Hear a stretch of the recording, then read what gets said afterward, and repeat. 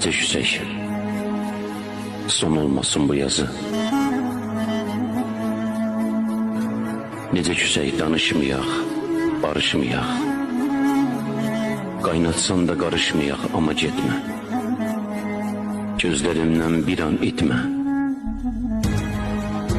Sənlə bağlı şikayətim, dərdim, sərim gözlərində yük olmasın.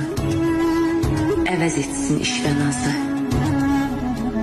Qürurlarla yarışmayaq. Payız gəlir. Xəzan olmuş qəlbimdə çiçək açsın sevda yazı. Nə söyləsəm əməl etmə. Hirsli başda ağıl olmur, mən danışım, sən eşitmə. Elə küsək ayrılığa alışmayaq. Vurmasın hicran ayazı. Uzaq olaq gözümüzdən, xoş mülayim sözümüzdən. Daha bir də savaşmayaq.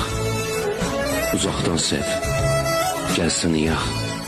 Necə oldu boğulmadıq, nəfəs ala bildik axı. Ölərəm deyirdi elə, yaşamaqda olur axı. Güneş yine ışık saçır. Biz olmadan solur axı. Niye dünya dağılmadı, dertler üstə yığılmadı?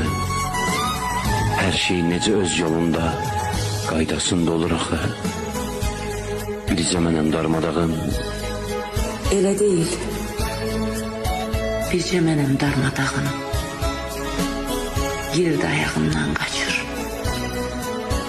Payızdandır, soyuq alır. Ayrılıqdan yana deyil, yeməkdə yemirəm axı.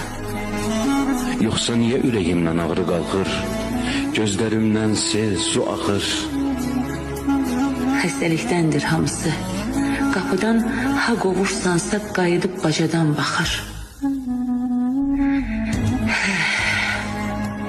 Neysə. Neysə.